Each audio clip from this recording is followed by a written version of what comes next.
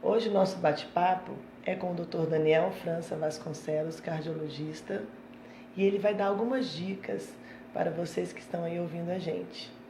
Tudo bom, doutor Daniel? Bom dia, Bom Cristina. dia. Bom dia a todos. Bom, eu escolhi um tema que é a hipertensão arterial.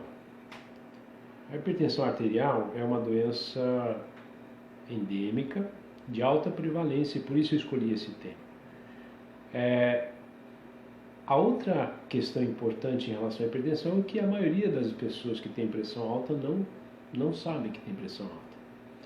E os pacientes devem ficar atentos para alguns sintomas que são extremamente comuns e que se confundem com outras doenças e as pessoas muitas vezes não valorizam. Por exemplo, a dor de cabeça. Então, uma das principais manifestações que os pacientes têm relacionadas à pressão alta é a dor de cabeça, que é conhecida como cefaleia.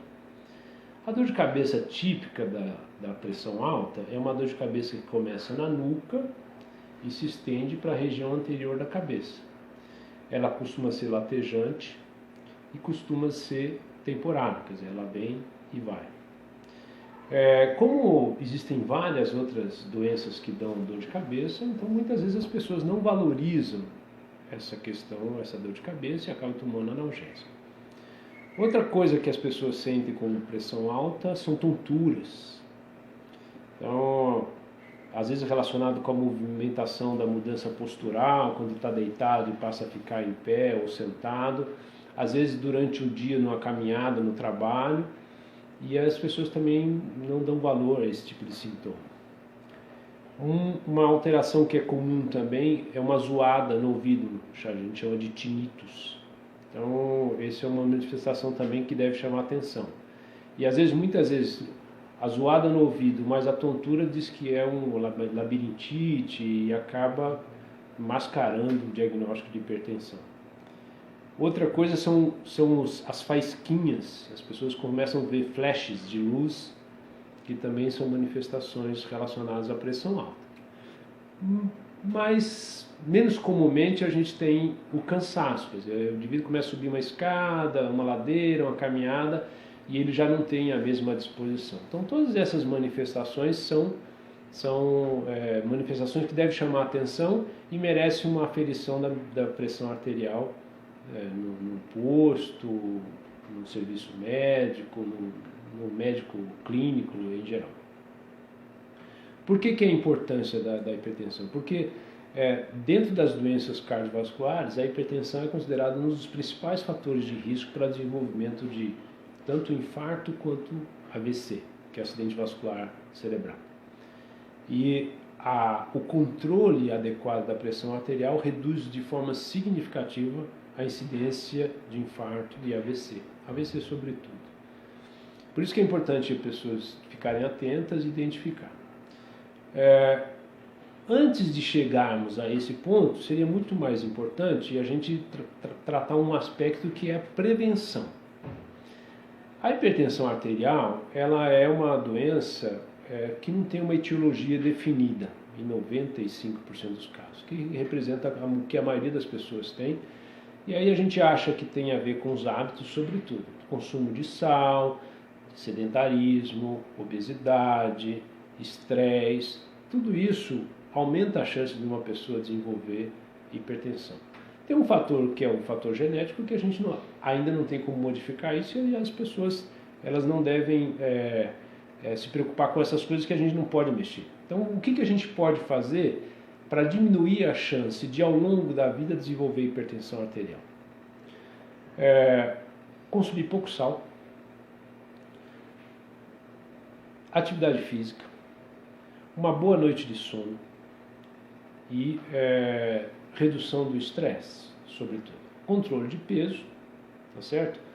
E a gente sabe hoje, falando especificamente desses hábitos, que você consegue reduzir em até 8% a chance de desenvolver hipertensão arterial. Somente 8%. Mas é bastante. Então, se você considera que você faz... E aí eu focando um pouco na atividade física, porque a atividade física a gente sabe que ela reduz a chance de eventos cardiovasculares, sobretudo porque atua praticamente em todos os fatores de risco para desenvolvimento de doença cardiovascular. Então, a atividade física reduz a pressão arterial sistólica em torno de 8 milímetros. E aí nós estamos falando aqui, Cristina, do exercício, sobretudo exercício aeróbico. É lógico que assim, qualquer atividade, porque o paciente chega para você e fala assim, doutor, mas eu passo o dia inteiro varrendo casa, lavando roupa e tal, é melhor do que ficar deitado na cama. Se você, ou assistindo televisão, ou sentado no computador, etc. Agora, é importante que você tenha um tempo de lazer ou um tempo dedicado para desenvolver esse tipo de atividade física com o predomínio da atividade aeróbica. Então, com isso você reduz a hipertensão, você faz controle de peso, você melhora a resistência à insulina e, sobretudo, a obesidade, você diminui a prevalência de diabetes, o risco de desenvolver diabetes, você baixa o colesterol ruim, você aumenta o colesterol bom e melhora a parte de coagulação do sangue, você diminui a atividade inflamatória que nós temos, sobretudo relacionada à obesidade e à doença aterosclerótica. Então, o exercício físico tem todos esses benefícios que a gente consegue uma redução significativa de eventos cardiovasculares quando a gente coloca atividade física dentro da nossa vida, dentro da nossa rotina diária. E o sal é a mesma coisa. Os índios, por exemplo, que não consomem sal, eles não têm hipertensão. Então, e aí por isso que tem a relação do consumo de sal com o desenvolvimento de hipertensão. Os orientais, por exemplo, que têm um hábito de vida totalmente diferente, tem estudos mostrando que os orientais que mudaram-se para os Estados Unidos, eles passaram a ter, com os hábitos dos americanos, a mesma prevalência das doenças cardiovasculares que os americanos, bem acima do que tem no Oriente. Então, hábito é uma coisa fundamental no desenvolvimento. Uma vez constatado a hipertensão, aí requer acompanhamento com o médico para eventualmente tomar medicação, acompanhar e orientar a questão da atividade física, procurar controlar de peso, o diabetes, eventualmente nas pessoas que apresentam esse tipo de manifestação clínica. E aí é fundamental que isso seja controlado.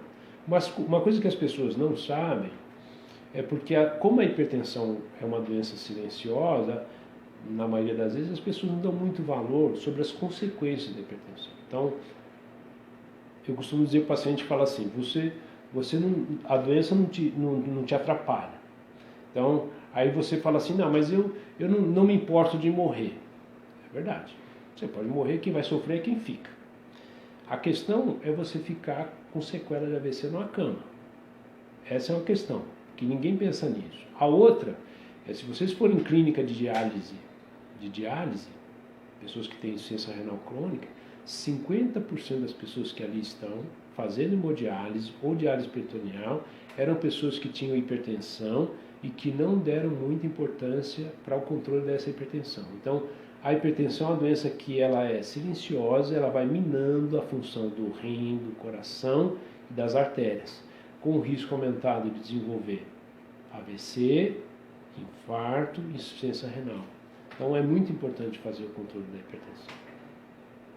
Muito obrigada, doutor Daniel. Tenho certeza que você elucidou muitas dúvidas dos nossos telespectadores. Vai cortar essa parte. Agradeço ao doutor Daniel pela disponibilidade do tempo e dar essas dicas tão importantes. E espero que agora cada um de vocês que está aí do outro lado entenda a importância e trate da saúde de vocês. Obrigado, Cristina. Eu queria aproveitar, hoje é dia 27 de dezembro e nós vamos começar o ano a partir da semana que vem. Segunda-feira, dia 2, começa o ano, começa a semana. É sempre um bom dia para mudança de atitude. Um feliz ano novo para todo mundo. Um feliz ano novo.